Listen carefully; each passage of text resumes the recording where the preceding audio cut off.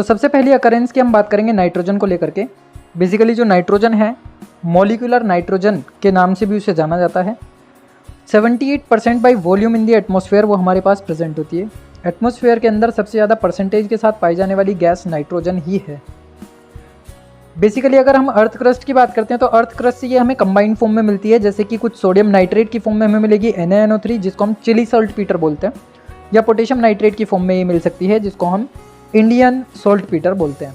Chilli salt Peter जो होते हैं बेसिकली वो समुद्र से निकलने वाली एक स्पीशी है, एक समुद्री हरी शैवाल होती है जिसके साथ ये इस कंपाउंड कंबाइंड फॉर्म में पाया जाता है, जिसको चिली सॉल्ट पीटर का नाम दिया गया है सोडियम नाइट्रेट, या फिर इंडियन सॉल्ट पीटर का नाम दिया गया है पोटेशियम नाइट्रेट। बेसिकली यहाँ पर जो ये क्या रहने वाला है, नाइट्रोजन रहने वाली है, वो इम्प्योर फॉर्म में पाई जाएगी।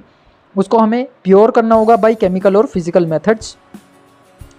उसके बाद अगर हम बात करें कुछ प्रोटीन्स की, यानी कि कुछ प्लांट्स और एनिमल्स के अंदर ये प्रोटीन की फॉर्म में भी पाया जाता है।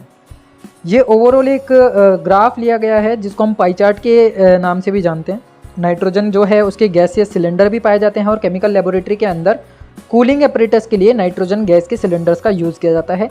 जब लैब के अंदर बहुत सारी केमिकल की प्रोसेस चल रही होती है और हमें कहीं पर कूल स्पेस की ज़रूरत पड़ती है या फिर एक ऐसी ट्यूब की ज़रूरत पड़ती है जिसके अंदर हम किसी रिएक्शन को ठंडा कर सकें और इंस्टेंट ठंडा कर सकें, तो उस केस के लिए हम नाइट्रोजन गैस का यूज़ कर सकते हैं या नाइट्रोजन सिलेंडर्स को वहाँ पर यूज़ किया जा सकता है।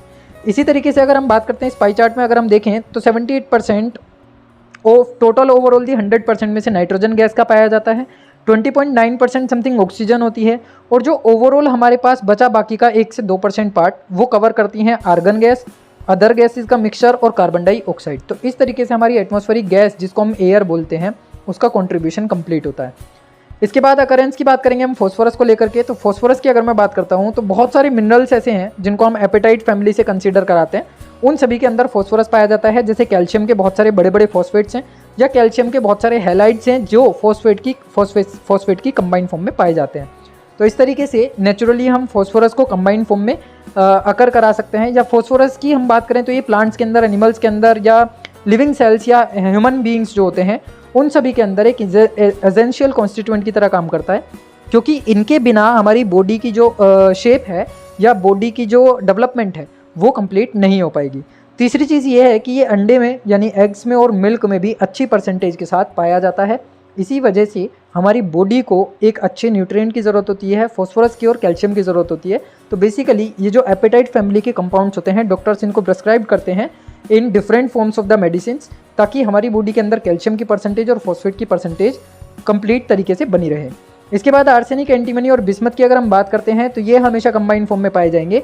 जनरली अपने सल्फाइड मिनरल्स की फॉर्म में पाए जाते हैं, जैसे कि आर्सेनिक सल्फाइड, एंटीमनी सल्फाइड या बिस्मथ सल्फाइड। ये हमेशा कंबाइंड फॉर्म में ही मिलते हैं due to the high reactivity and metallic character. अगर इनकी हम प्योर स्टेट की बात करें तो ये हमें प्योर स्टेट पर सेपरेट अकेले नहीं मिल पाएंगे, जिसकी वजह से इनके कंपाउंड्स की डिस्कवरी होने के बाद इनको केमिकली एक दूसरे से क्या किया जाता है, सेपरेट किया जाता है। अब यहाँ से एक क्वेश्चन निकल करके आता है कि why does group 15 elements possess extra stability.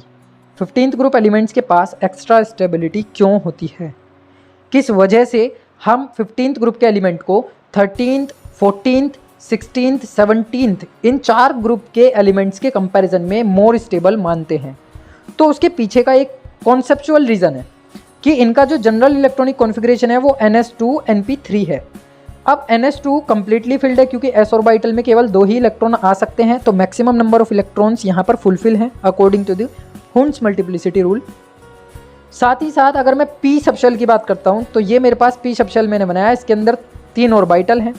तो एक इलेक्ट्रॉन पहले ऑर्बिटल में, दूसरा इलेक्ट्रॉन दूसरे ऑर्बिटल में, तीसरा इलेक्ट्रॉन तीसरे ऑर्बिटल में। तो बेसिकली ये कौन सी कंडीशन हो गई, हाफ फील्ड कंडीशन हो गई। ये कैसा है, बेसिकली यहाँ पर हाफ फील्ड है। और स्टेबिलिटी जो होती है या तो वो फुल स्टेबल ऑर्बिटल के पास होती है या फिर हाफ स्टेबल ऑर्बिटल के पास होती है। जो इनकम्प्लीट होते हैं, जो इनकम्प्लीट तरीके से फुलफिल होते हैं, उनके पास स्टेबिलिटी नहीं पाई जाती। इन केस अगर मैं बात करता हूँ, सपोज एक एग्जांपल कि मेरे पास अभी जनरल इलेक्ट्रॉनिक कॉन्फ़िगरेशन NS2 थी, तो हमने इसको बोल दिया कि ये मोर स्टेबल है। अगर मैं इस NP3 की जगह पर NP1 की बात करूँ या NP2 की बात करूँ, सिमिलरली अगर मैं बात करूँ NP4 की या NP5 की, तो उस केस में जो इलेक्ट्रॉन्स की रिप्रेजेंटेशन होगी वो कैसी होगी। मान लो सपोज मैंने Np टोटल कितना ले लिया, 2 ले लिया, तो हम क्या करेंगे, p ऑर्बिटल को रिप्रेजेंट करेंगे। p ऑर्बिटल में 3 हमने बना दिए बॉक्स और 2 इलेक्ट्रॉन को यहाँ रिप्रेजेंट किया। तो इस केस में ये कैसा हो गया, इनकम्प्लीट फील्ड हो गया। अगर मैं p के अंदर 4 इलेक्ट्रॉन को रिप्रेजेंट करता हूँ तो 4 इलेक्ट्रॉन कैसे रिप्रेजेंट होंगे, ये मैं बना रहा हूँ p ऑर्बिटल वापस से। तो 1 इलेक्ट्रॉन, 2 इलेक्ट्रॉन, 3 इलेक्ट्रॉन और ये चौथा इलेक्ट्रॉन, तो ये भी कैसा हो गया, इनकम्प्लीटली फिल्ड हो गया। तो दोनों ही केसेस में हमने ये देखा कि ये p ऑर्बिटल NH2 Np3 पर कैसा होता है, मोर स्टेबल होता है, क्योंकि यहाँ पर ये हाफ फिल्ड है।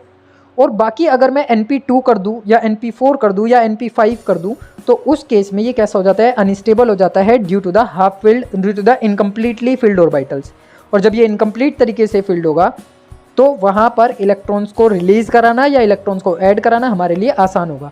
इसी वजह से कहा जाता है कि 15th ग्रुप के जो एलिमेंट्स होते हैं जिनका इलेक्ट्रॉनिक कॉन्फ़िगरेशन लास्ट Np3 होता है वो मोर स्टेबल होते हैं as compare to the 16th group element जिनका इलेक्ट्रॉनिक कॉन्फ़िगरेशन Np4 है, या 17th ग्रुप एलिमेंट जिनका इलेक्ट्रॉनिक कॉन्फ़िगरेशन Np5 है।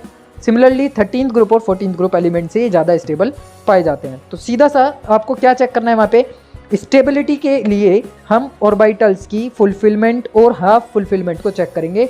अगर हमारा हाफ फुलफिल होगा तो वो मोर स्टेबल, अगर वो हाफ फुलफिल नहीं है तो वो लेस स्टेबल के अंदर कंसिडर किए जाएंगे।